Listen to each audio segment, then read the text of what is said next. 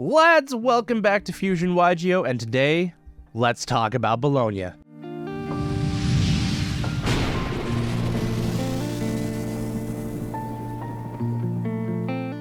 So last time I did one of these format analysis, we were going over things and it started to seem like the format was starting to figure itself out, and that we were nailing ourselves down to 3 top decks with a lot of other contenders in the meta. I am here today to tell you that that was completely incorrect. So when we talked about the format last, we were looking at Rescue Ace, Pearly, and Unchained being the top 3 decks with a lot of other contenders that could keep up and compete with the decks fairly consistently, but were not quite as powerful. This has really changed things a lot, and looking back on it, those were just the 3 best decks that had a good chance at winning during that particular event. This time around, the most represented and the overall best performing that we can see was Rescue Ace, Tearlament, and Labyrinth. The craziest part about this, though, is that none of them took the finals. So let's go ahead and start off today's discussion by just going over the results of YCS Bologna very quickly. If you did not watch the event and you did not see the top 64 results, we'll just breeze through it pretty quickly here. I actually have them all written out. So Rescue Ace took up 22% of the pie chart for top 64 with 14 total lists. We had 16% of Tearlaments at 10 total decks, 14% of Labyrinth being 9 decks, and then Unchained at 9% being 6 decks. So you can already see a pretty solid gap there. After Tearlaments, you're already down into the single digits for the number of decks in top 64, already indicating that it's going to be a pretty wide spread. And then we have 6% Centurion, 6% Fire King, 6% Pearly, all at 4 decks apiece for top 64, and then 21% of decks in the other category making up the rest of this. For the other section, we know of Runic Bestial, Branded, Infernoble Knights, 2 Mikanko, and 1 Branded Chimera. And then lastly here we have 2 Vanquished Souls, making it to where we have 59 known decks and roughly 5 unknown as far as I can find. But with it being as wide of a format as it is, those decks could really be just about anything.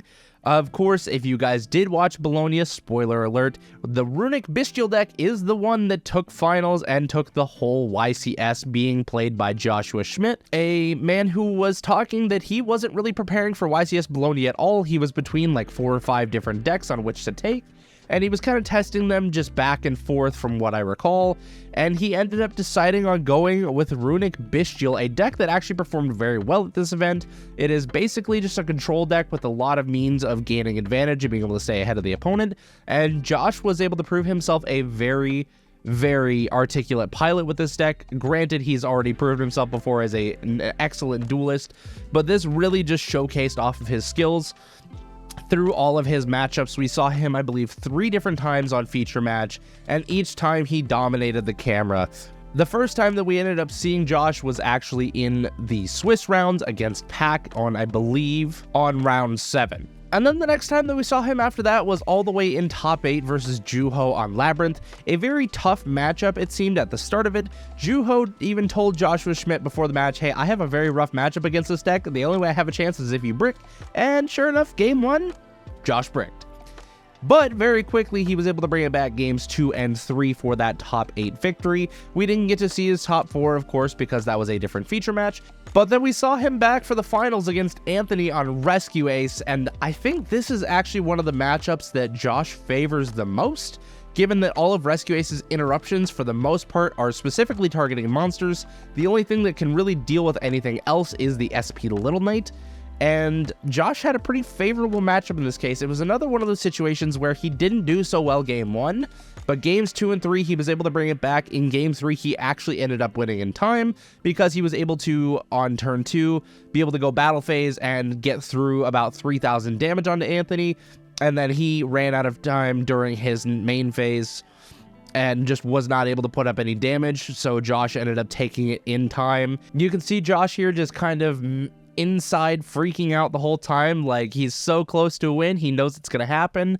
I think he kind of feels a little bad that it had to go to time, but he's gonna take victories where victories are available, and it was a very close and hard-fought match anyways, one that was well earned by Josh in my opinion.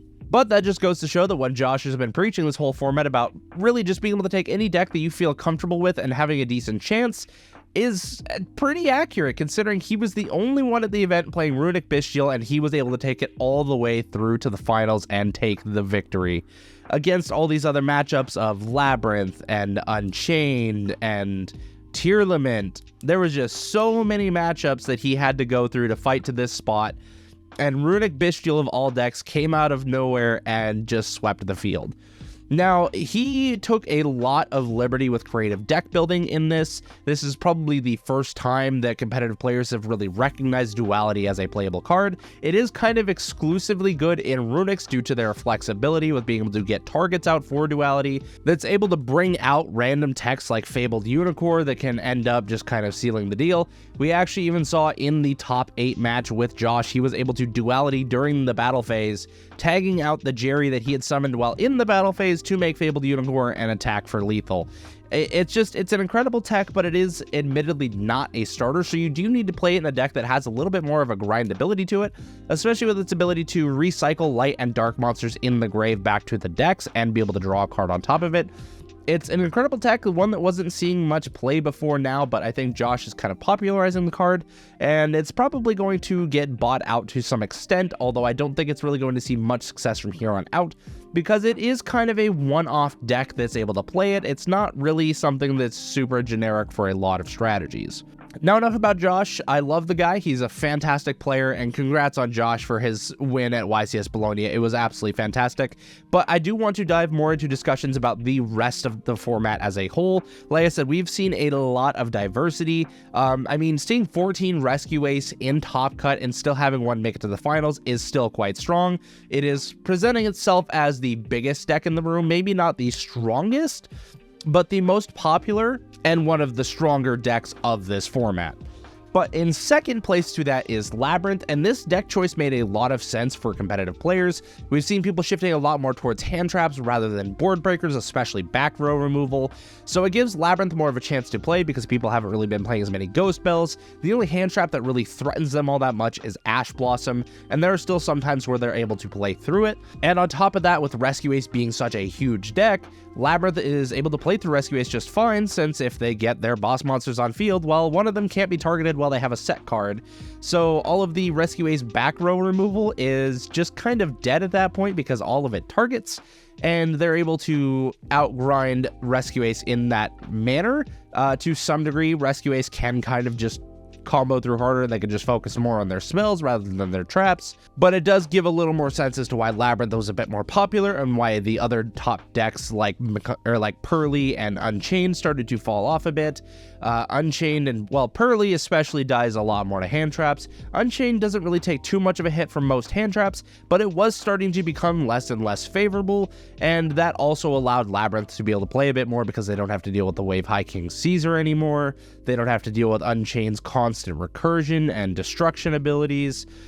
That deck was kind of a threat to Labyrinth, so Labyrinth had a bit more of a chance to shine in this event, and it made things a little bit interesting. Now, on top of that, seeing brand new decks like Centurion and Fire King get such decent representation in Top Cut is quite impressive. Seeing 4 Fire King decks make it into Top Cut and then one of them even make it into Top 16 is rather impressive, considering it's just a structure deck at this point. This is pre-Phantom Nightmare cards, which is going to bring the deck up a lot higher in its ceiling and playability, and the fact that it's already performing this well as just an out-of-the-gate structure deck with a Wanted engine and some other staples included is fantastic. It's a really cool deck. Now, some of these other top contenders are also very interesting.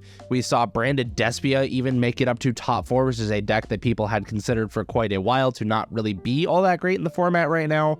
We saw other things like Vanquish Soul in top 64. I believe one of them was even a Horus Vanquish Soul build, which is just kind of interesting. Centurion being able to get 4 decks in the top 64 also was pretty impressive, given that Centurion doesn't have a whole lot going for it right now, other than it can just play like 20 plus non-engine, or even still play about 15 or so non-engine, while also playing something like the Horus engine to help it play through Interruption. The deck just has a lot of space to mess around with things, And it's not the most consistent build ever, but it is allowed to play and do its thing, and if it's able to get through its normal turn 1 combo, it does end on a Calamity lock during the opponent's turn, which can really just deal with a lot of decks and cause a lot of problems.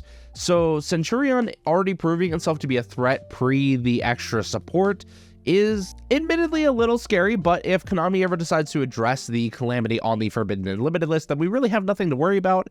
At that point, it just becomes a strong deck with plenty of follow-up, and can synchro summon into a lot of cool things, but isn't anything as degenerate and toxic anymore. It's something that's more just present in the format, and the deck does have a lot of capabilities without the King Calamity. That's just its main line of play at the moment, so I think if it were to be banned at this point in time, Centurion probably really wouldn't see a whole lot of play until the new support for the deck comes out. With that being said, though, it is still a very impressive deck and a very unique one at that, and I think people might start preparing for that a little bit more in these coming formats. I think we might see a little bit of a shift in hand traps. We might see more things like Ghost Spell. There might be some people that decide to play Ghost Ogre for stuff like Fire Kings, being able to hit either the Sanctuary or Fire King Island in the right circumstances. It can deal with the Horus engine by hitting the King's Sarcophagus. There's a lot of things that Ghost Ogre can hit in the format right now, and I think people might start to pick up on it and start to go after it a little bit. It is a little bit iffy because there are decks that don't care about it, like Rescue Ace doesn't really care about it, Labyrinth doesn't really care about it, Tyr honestly is usually pretty happy with it in the right circumstances. There's a lot of decks that aren't really too threatened by Ghost Ogre, but there's also a lot that are getting representation that do get hit by Ghost Ogre. So that's one that's kind of up in the air. Feel free to debate that in the comments if you like. I can really see it going either way. I know that Ogre isn't really fantastic in a lot of people's minds right now because of the fact that Unchained does exist, but at the same time, there are matchups where it can be relevant, so it might see more side deck play. Speaking of side deck play, we have seen a lot more Phantasmes hitting the format once again, with SP being such a strong card. Just about every deck can play Phantasme without really too much concern. It puts a body on field that allows you to draw a couple of cards and be able to get some bricks and garnets out of your hand, or just cards that you don't really need. It also gives you targeting protection, so the Phantasme can actually protect you from the targeting effects of SP Little Knight, which is absolutely fantastic. There's a lot that Phantasme can do in the format right now, and it is seeing a lot more play for very justified reasons. It is primarily a side deck card because it's not really so good going first, but it is very handy to have when going second. Now, aside from all the little nitpicky details of the format, what is my overall view of it? I think it's good. I think this is the sign of a good, healthy format where a lot of decks are able to play. It does make it hard for a lot of top competitive players to be able to prepare their decks accordingly for formats. But I think this is one of those times where you just prepare for the matchups that you're worried about the most out of the most popular decks. So if your deck has trouble dealing with Rescue Ace, you prepare for that. If you have trouble dealing with Labyrinth, you prepare for that. And you just get cards that can deal with those strategies, but also include a lot of crossover, which is why hand traps are so popular right now, because they hit a lot of decks in the format while also dealing with the biggest matchups that people have problems with. Whereas board breakers a lot of the times can be a little bit more situational, especially with all these new cards coming out that are constantly creating new decks and making newer decks and other decks a lot more playable. For example, Fire King's brand new on release, literally just came out right before YCS Bologna and is already performing at the top tables. And there's just a lot more to come. I feel like this format might even get a little bit more diverse before it actually gets more concise. Now, there is a slight chance that Konami could pull another 2020 on us and give us a murder list in January, which I'm sure a lot of us are praying not to happen, but there is always the chance that it could, because in order to change this format in a proper way, Konami would really have to address a lot of the top decks, because just hitting one or two of them are just only going to make the other top decks stronger, and then we're going to be getting into a more tight-knit format where things aren't as spread out anymore. And I think for Konami that would be kind of rough at this point, because a lot of those decks that would end up becoming the top tier are likely going to be slightly older strategies that aren't going to be promoting a lot of their newer products. So I think in Konami's best interest, they would be more likely to do a widespread list, or even just a very small list that doesn't have a lot of impact, that just doesn't really matter much because new cards come out and things get power crept and new decks take shape in the top place of the format. I think Phantom Nightmare will actually do a decent job of being able to change a lot of the top meta. We will see Bonfire, we'll see the Snake Eye Populist. Overall, I think the format is really good right now. If you're someone who likes to play a little bit of weirder strategies, now is the time to go take them out and play around with them and see how your deck can perform, whether it be at a locals, a regional, YCS, or what have you. This is probably one of the best chances you will get to be able to play any deck that you want and just have a good fun time with it, while also having a decent chance to perform fairly well. You're not guaranteed to get to the top tables, but if you know your deck and you're competent with your strategy, your odds increase significantly. This becomes one of those formats where it's more based on skill rather than just deck choice. Granted, skill does play a big factor when it comes to deck choices, and also with deck building, but this just kind of, I feel, narrows down that window, and Top 64 of Bologna really did kind of showcase that. Top 64, we had a lot of widespread deck choices and players, but as it started to get down and down, Top 32, Top 16, Top 8, and Top 4, we started to see that it was a lot of the high-end pro players on decks that maybe aren't everybody's first choice, still performing well. We even saw Pack with Infernoble Knights be able to get all the way through to top 8, which is still quite impressive. That's like the second YCS he's been able to do that with now. And I mean, Joshua Schmidt being able to take Runic Bestial all the way through to the finals and be able to take the tournament. It just goes to show that this is kind of a format where the more skilled individuals who know how to pilot their decks very well and how to interact with other decks very well are more likely to be able to take those top spots and take victories. So I think that that is a good showcase of player skill, and I really love to see that. That is something that intrigues me a lot. While I do think the deck choices are very important, this is a format where you can be a little bit more lenient on it and lean more into your skill as the individual player with interactions in games. So lads, that's all I got for you today. I just wanted to sit down and take some time to talk about YCS Bologna because I think this was a very important event and a very exciting event at that. Watching that final feature match with Josh was just chef's kiss. It was fantastic. So I hope you guys enjoyed my commentary on this. Let me know your thoughts about YCS Bologna down below, or if you disagree or agree with any of the points that I made during this video. I would love to hear your thoughts. I love having conversations with my viewers. Anyways, lads, thank you so much for tuning in. If you enjoyed the video, don't forget to hit that like and subscribe button, and we will see you guys all in the next video. As always, good fun. Have luck.